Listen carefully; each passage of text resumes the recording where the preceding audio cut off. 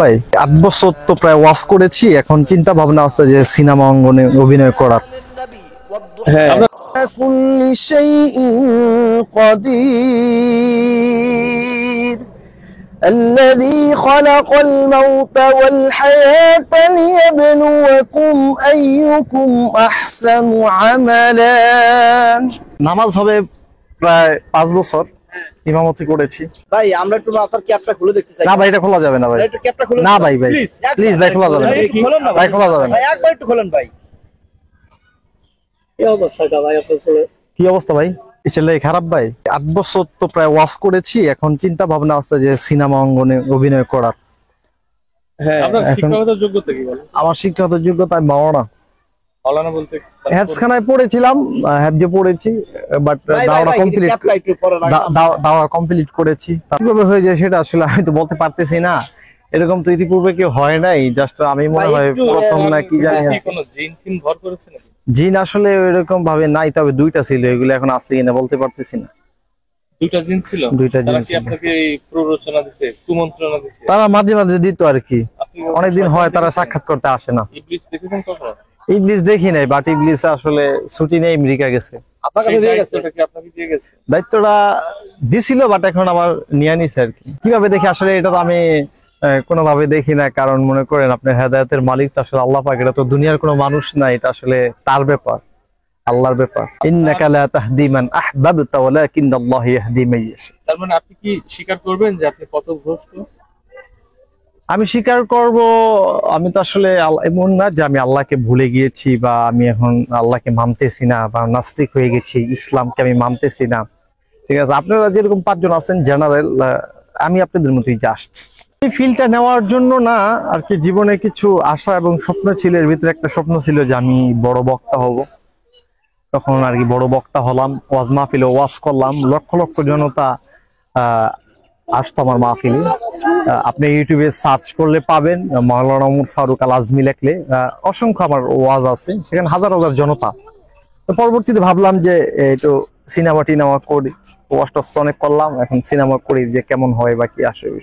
মাদ্রাসায় পড়াকালীন কি আপনি চুরি করে সিনেমা হলে যেতেন? মাদ্রাসা পড়াকালীন বলতে গেলে এক কথায় বলা যেতে পারে যে আমি কোনো সিনেমা কিংবা কোনো মুভি বা এই সমস্ত বিষয় আগে আকৃষ্ট ছিলাম না, বা আমি এগুলোতে আগে জড়িত ছিলাম না বা যাইতাম না আর কি, টোটালি। এক সপ্তাহ একসাথে কতগুলো ওয়াজের দাওয়াত এসেছে? ওয়াজের এক সপ্তাহ দাওয়াত আসছে না হলে আনুমানিক 10,000, আমার আগের থেকে দাওয়াত আসে। 10,000? আপনার কি আফসোস হয় না যে 10,000 ওয়াজের? আফসোস আসলে আমি আপনাকে বললাম না যে মানুষের জীবনে কিছু কিছু আর কি স্বপ্ন থাকে, তো আমার জীবনে একটা স্বপ্ন ছিল যে আমি বড় বক্তা হব। আলহামদুলিল্লাহ যে আল্লাহ পাক আমাকে সেই তৌফিক দিয়েছেন। এবং একটা সময় আমি ওয়াজ করলে মনে করেন আপনার এই যে বুদ্ধিজীবীর যে মাঠটা আপনি দেখতেছেন, এই পুরো মাঠটা ভরে যেত, অনেক প্রচুর পরিমাণে লোক আসতো। মোটামুটি আমাকে ইসলামী অঙ্গনে অনেকে চিনে জানে, যে জন্য আর কি মানুষ আমাকে হিউজ পরিমাণ ফোন দিচ্ছে। আসলে দেখেন, এটা তার অবাক হওয়াটাই স্বাভাবিক। আরো বেশি অবাক হবে এই কারণে যে ওয়াজ মাহফিলের অঙ্গনে যতদিন ছিলাম, বক্তারা ওয়াজের মঞ্চটাকে যেভাবে উশৃঙ্খলা এবং নষ্ট করতেছে, আমি যদি আমার লাইফে আমি উল্টাপাল্টা বা যাই করি, ইসলামিক দিক থেকে বা মানুষের যে কোরআন প্রেমিকের যে ওই জায়গাটা, আমি ওইখানে কোনোদিন চুল পরিমাণ সেখানে আমি আপনার কোনো ধরনের আপনার ডিস্টার্ব এবং উল্টাপাল্টা এগুলো কিছুই বলি নাই।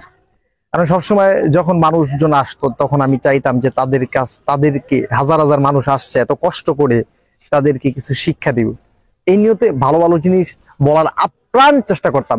তো সেই ক্ষেত্রে আমার যেমন ইউটিউবে যদি সার্চ করে আপনার ওই ভিডিওগুলো দেখলে তারা অবাক হয়ে যাবে যে আসলে এটা সম্ভব কি করে, বুঝতে পেরেছেন? এই কারণে হয়তো একটু বেশি অবাক হবে, এটাই আর কিছু। আপনার উপর তো জানের যে হুমকি, সেটাও তো হতে পারে, যে কেউ আপনাকে আক্রমণ করতে পারে। আসলে দেখেন, যে কেউ আক্রমণ করতে পারে, এটাই স্বাভাবিক। তবে বিষয়টা হলো যার যার অবস্থান নিয়ে তাকে তাকে থাকা উচিত। কথা বুঝতে পেরেছি? আমি ওমর ফারুক আল আজমি এইরকম অবস্থানে এসেছি, এমনি আসি না, নিশ্চয়ই এটার পিছনে অনেক কারণ অবশ্যই আছে। সেই কারণগুলো আজকে আপনাকে বলবো না, সময় সংক্ষিপ্ততার কারণে। আপনি যদি চান তাহলে জাস্ট 1 মিনিট আরো কিছু জানতে পারেন, কিন্তু 1 মিনিটের পর আর কিছু বলা যাবে না আমি ভাই, আমি বলি প্লিজ। আমি বলি প্লিজ হ্যাঁ। একটা কথা বলে আপনি হুম। নাকি কারোর সাথে প্রেম করে শেখা খেয়ে এখন এই মাওলানা থেকে নায়ক হচ্ছেন, আসলে ব্যাপারটা কি কতটুকু সত্য? আমরা কিন্তু অনেক কিছুই আপনার পিছন থেকে জানার চেষ্টা করেছি, ঘটনাটা একটু বলবেন? আসলে দেখেন, মানুষের জীবনে প্রেম ভালোবাসা আছে এবং থাকবে, এটাই স্বাভাবিক। তবে আমি কোনো মেয়ের প্রেমে কখনো পড়ি নাই। জাস্ট আর আমাকেও মেয়েরা মেসেজ দিতে বা কথা বলতে ভয় পাইতো।